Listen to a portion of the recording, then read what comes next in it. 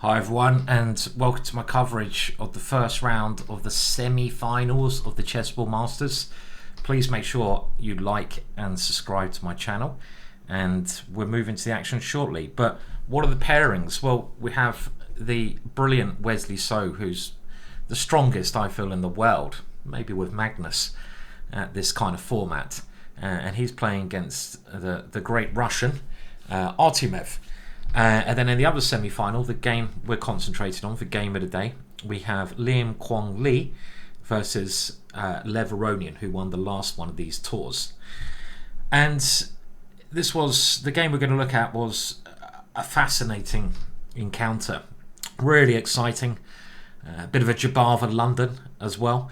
And just to set the tone for this, it was in round 4, and going into this game, Liam Kwong Lee had a point on Aronian, so Aronian needed to win with the black pieces. So it's important to realise that when we look at some of the variations, but it was an incredibly exciting game to watch, and I was watching it live and just fascinated by it. So let's move in, and it started off with d4, knight f6, knight f3. And Aronian now plays g6. Remember, Aronian needs to win, so he picks a setup which is going to be probably King's Indian defence-like, or Grunfeld-like, a sharp, double-edged setup. Now, if you've been watching my videos, my game of the days, you'll realise that knight c3, a move that is now played by Liam, was also played earlier on, and we made that game of the day when he used this move to beat Mamedyarov. And this is a bit like the Jobava London. So the idea is to go e4. Aronian feels that he can't allow that, and now bishop f4. And we kind of have this Jobava London setup, except the knight is on f3. And I mentioned before, I suggest playing this setup with the knight on g1, but this is quite a clever move order to get into it and stop black playing in sharp manner. So it's a good way to stop black having fun. Now the game followed the Mamedyarov encounter, bishop g7, this knight b5 move, and again, if you want a bit more background on this, then you can have a look at my previous game of the day video. And now knight a6, e3, and Aronian follows Mamedyarov with knight h5, and now bishop g5, and we have our first new move in this position, which was the very logical c6. Now, the Mamedyarov game, if you remember, went h6 and then g5, and you might also recall that I was a little bit critical of this way of playing, because after the exchange on g3, Liam won the game basically with his pressure along the h-file. This h-file, and black's weakened a fair few squares over on the king side by advancing, proved to be very useful for white. Remember, whenever you move pawns, you create weaknesses. You create a little bit of gaps in your position by moving pawns, and this is what black's done here. So Aronian decides not to do that, and he kicks the knight away. And again, you might be thinking, why has white gone in and back? Well, both sides have sort of lost tempo. White's put his knight back on a fairly decent square, but the black knight is now offside.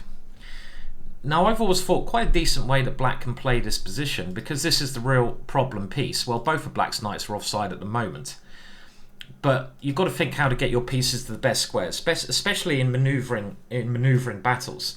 And this is a bit of a manoeuvring battle because there's not many tactics going on. It's quite closed, and I found that maybe this knight, one way it can come back into the center is that route there, c7. And then we go to e8, and then we go to d6, and then we go to e4. We come back into the game this way, get the knight in the center. But Aronian plays a very sharp move, queen b6. Liam simply defends that. And remember, Aronian needs to win, so now he plays f6. And the idea is that after castles, h3, a clever move, trying to trap that knight, prove that knight's bad, he plays e5. And he's going for complications in the center of the board. And this is where the game really starts to heat up. And you'll find it, even the most boring of openings, and I say boring, the Jobava London is not boring, but it's calm. When I say boring, tactical free. And this again is not the sharp Jobava London because the knight's on f3, but it is a version of it. And one thing I always recommend you do, you know, if you've got my Jobava London course in the GingerGM shop, it's a blooming bargain, buy it. Then just try to adapt openings, you know, add different lines into it. So maybe adding this knight f3 is a good way to improve your game. But what you'll find is the openings which start off very tactical free, they often just light up into a blaze of glory. You don't need to force tactics. Tactics occur from positions of strength. Don't feel the need you always have to make it messy. It will become messy if it should become messy. And now after g4, black's knight is trapped, so black has to play g5 for a bizarre little turn of events. And now white takes on h5, black takes here, look at these weird pawns, and rook g1. And it starts to look to me that white is really getting the upper hand here with some dangerous play on the g file. But we've also got to remember the white king doesn't really have anywhere safe to go because it can't castle queenside because the rook on b1. So Aronian may even be a little bit worse here, but he's got the kind of position he needs to win with black. So it's quite clever play from Aronian. He's made it complicated against a solid opening. The king now moves to h8, and Liam plays really, really brilliantly, I have to say, around this point. If I was white here, I would be very tempted just to take here. I mean, of course, my queen might come over, and surely the knight coming into g6 is problematic. But the computer gives the line f5 with the bishop coming to f6 as being a good answer. But here, even as black, I'd be still very scared about knight g6 check. And this is where, whenever you're playing, you know, positional or any ideas, you basically back up your positional plans with mini tactics. And you have to see that after this position, with white trying to come in with checkmate, black can, in actual fact, just move the rook, give the king the f8 square, and black is actually completely winning. The queen on its own is not going to checkmate, and here, without a way to get rid of this great defender, there's nothing white can do. White is completely lost. In actual fact, it's black's turn to start attacking. So this is the kind of mini tactics that's going on in the background. You know, it's like when you put a website on, the website is run by code. The code behind a website is what's really going on, isn't it? That's what makes things happen. And that's even in these seemingly, well, this is not a very simple position, but there's loads of things going on. So Liam plays the very clever h6. This forces bishop takes, and now he takes here, and the point is he gives himself this square for his queen. Clever little plan. Bishop g5, you have to get rid of this knight. 3 pieces attacking is a very deadly combination, and with the queen coming in, the black king would be in serious trouble. So this little variation is now forced. Black has to get rid of his bishop, which is a good defender, but the knight was stronger. Now Liam could have taken on h4 first, but it doesn't make, I feel, much of a difference by, first of all, forcing the rook to f7 to defend against the checkmate. And now here, Aronian starts complicating matters by attacking this one and forcing a move which was played, such as king d2. And this is a really complex position. Aronian is not going to sit here and let white, say, play bishop e2, and then stuff like doubling on the open g file, or even ideas of queen g3 without doing something. He has to start counter-attacking. When your opponent's king is in the middle, you need to find ways to open it up. You don't want to relieve the tension too soon, so pawn takes pawn is just met by pawn takes pawn, or even queen takes pawn. So c5, clever move, opening up towards the king. White now forces this knight away, and the knight drops back. And here, bishop d3 played. Now, the queen decides it's needed in order to defend the black king, and white now simply takes on c5. But there was a really, really interesting concept here, and I have seen this pattern before, and again, it shows you that if you're very tactical aware, you can make things happen. And the move that Liam missed, and it's understandable in a position where he needs to draw, but I would expect probably someone like Wesley So to have seen this, because it's one of those positions where you look at white's pieces, the queen is good, white has now connected the rooks, the bishop is good. the black king is a bit exposed. You should be looking for kills here.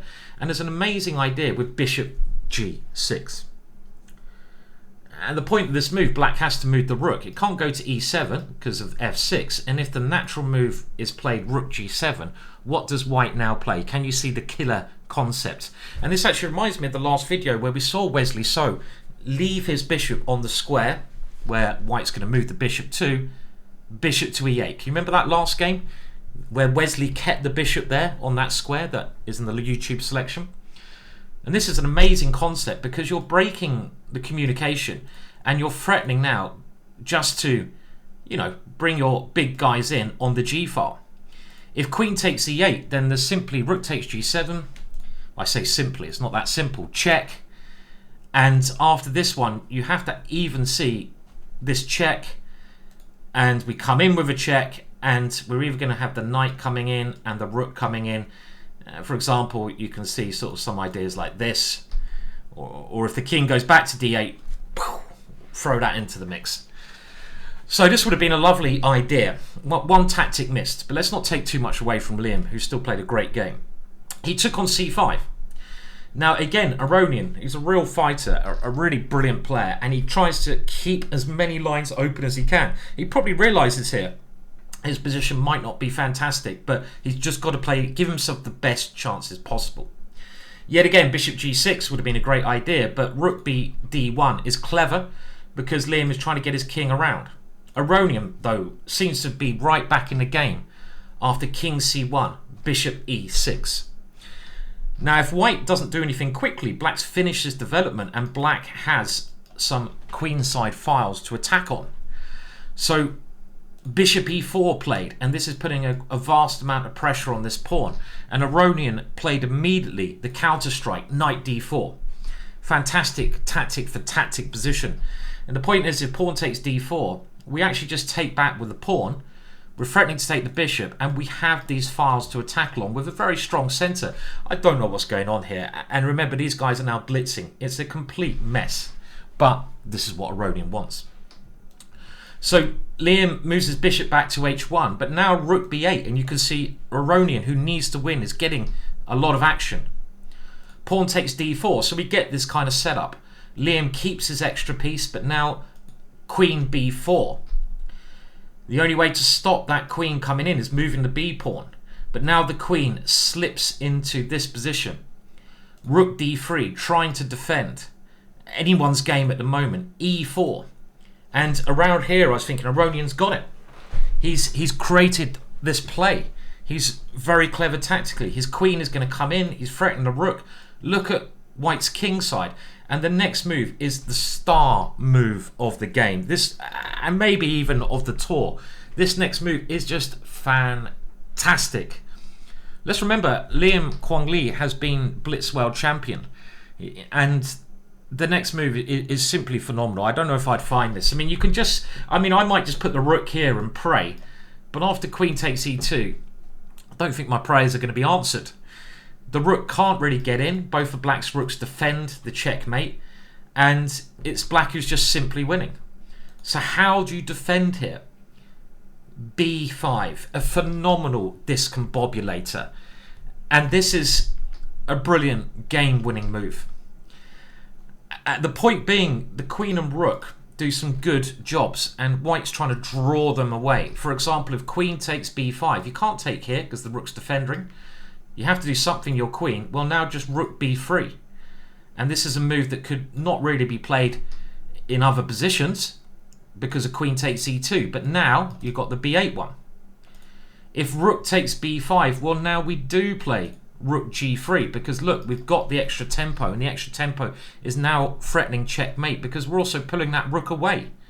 Black has no time to start an attack, and next move, the knight, which was taken in the last variation, will jump into the attack, winning. Phenomenal move, this one. So queen a5 was played. Aronian does his best. Rook takes d4, and you can see now black can't capture the knight. Queen takes a3 check, king d2, check, king e3.